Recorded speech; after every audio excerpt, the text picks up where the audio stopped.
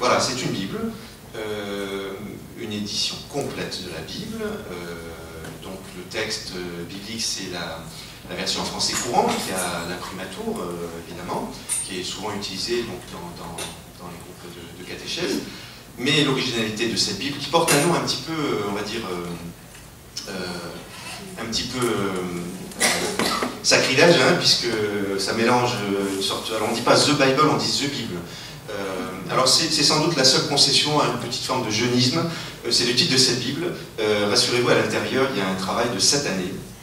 7 années avec 110 rédacteurs qui viennent d'une dizaine, même 12 services d'église, églises, mouvements de jeunesse. Alors je vais les citer rapidement. Du côté catholique, c'est donc l'aumônerie de l'enseignement public, les scouts de France, Fondatio, alors la communauté Fondatio est avec l'Alliance biblique française qui a piloté un peu tout ce projet et à l'origine de l'étincelle qui a donné ce projet éditorial. Les franciscains, du côté protestant, l'église réformée, la Ligue, les scouts protestants, la fondation Jeanne Bercier, un certain nombre de partenaires, tous avec une même conviction, c'est que la Bible, c'est pas un ouvrage facilement accessible, c'est en même temps un livre de référence, c'est le livre de référence en plus qui nous est commun. Et eh bien c'est pas très facile pour des jeunes, déjà pour des adultes, mais pour des jeunes, d'y entrer et de s'y frayer un chemin. Donc l'idée c'était de préparer une édition de la Bible normale, avec toutes sortes d'outils de lecture au fil du texte, donc des introductions à chaque livre biblique, des notes au fil du texte, des portraits des personnages bibliques, il y en a 71. Les notes, pour vous donner une petite idée, il y en a 3400 notes au fil du texte. Donc c'est un énorme travail. Ensuite, ça c'est le texte biblique.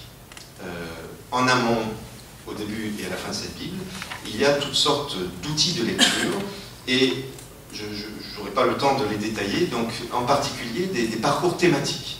C'est-à-dire c'est une autre façon d'entrer dans la Bible, à partir de sujets, de questions un peu essentielles que se posent les jeunes, mais pas seulement, sur la violence, sur la foi, le doute, la famille, les relations amoureuses, la fin du monde, le surnaturel, la magie, l'écologie, etc., etc. Eh bien, des propositions, des parcours dans la Bible de textes sur ces thèmes-là. Donc, en fait, il y a aussi à la fin de cette Bible une sorte de concordance, de répertoire, ou là encore d'entrée thématique, de sujets, la prière, enfin, vous voyez, à la fois des thèmes de spiritualité et aussi des thèmes de société, qui rencontrent un petit peu les préoccupations des jeunes. Bref, comment on a procédé pour préparer cette Bible?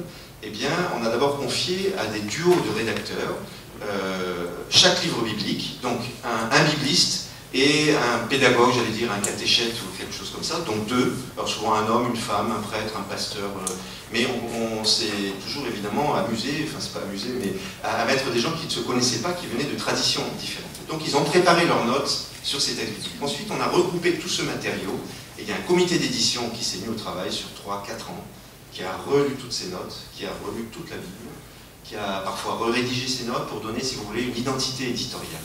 Et c'est tissé, vous pouvez l'imaginer, une fraternité tout à fait étonnante, puisque autour de cette table, de ce comité d'édition, eh bien, il y avait des gens de tous horizons chrétiens.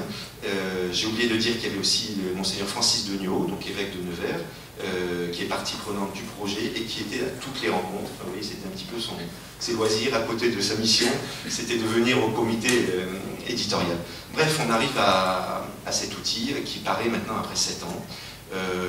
Vous en avez peut-être entendu parler, parce qu'au fond, il y a eu tellement de personnes impliquées dans ce projet, c'est pas, si vous voulez, on dit aujourd'hui le buzz, hein, vous savez, on fait un peu donc on entend parler à la radio, dans les journaux, les sites diocésains, etc., etc. Mais si les gens en parlent, c'est pas parce qu'on a fait une belle campagne de communication, c'est parce qu'ils se sont tellement impliqués en amont que naturellement, ils portent ce projet. Alors bien sûr, on l'a lancé samedi dernier. C'est un beau succès, ça veut dire qu'il y a beaucoup de gens qui le commandent, et on commence à avoir des échos en disant cette Bible elle n'est pas seulement pour les jeunes, elle est aussi pour moi, adulte, et moi comme animateur, alors animateur en catéchèse, si vous voulez, c'est un petit peu tout à fait complémentaire du catéchisme. C'est pas un catéchisme, c'est une Bible et avec des clés pour y entrer et pour retrouver des thématiques qu'on aborde éventuellement en catéchisme. Donc ça, c'est le côté en Église.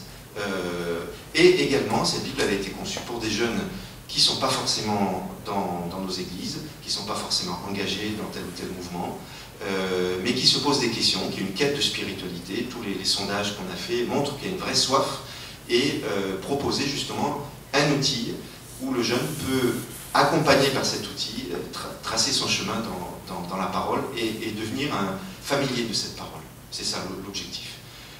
Il y a un site internet, c'est aussi l'originalité, www.thebible.com, qui est un site compagnon à ce projet. Actuellement, on est à 1000 connexions jour. Ça fait 30 000 par mois.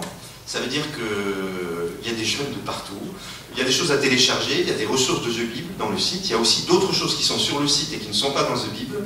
Et en fait, c'est un peu expérimental, c'est un laboratoire, d'abord pour créer cette Bible, et puis maintenant, comment on va créer cette un peu communauté de lecteurs qui va se retrouver aussi sur le site internet. Donc vous voyez, c'est une tentative, c'est une aventure qui arrive à une première étape, l'apparition de la Bible, mais qui continue évidemment parce qu'il y a toute une dynamique qui se crée avec des valeurs bien précises, hein, des valeurs d'ouverture, de dialogue, c'est-à-dire la Bible, pour tous ceux qui ont contribué à ce projet, catholiques, protestants, j'oublie les orthodoxes, pardon, l'Assemblée des évêques orthodoxes de France, impliqués et recommande ce projet, du monde aussi protestant, réformé, luthérien, évangélique.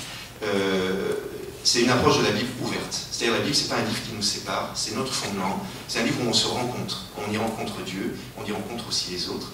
Et cet esprit sous les yeux Bible, je pense que c'est un peu plus qu'un livre. Voilà, c'est tout un vécu qui maintenant commence à se déployer. Et j'espère que vous y trouverez aussi un intérêt.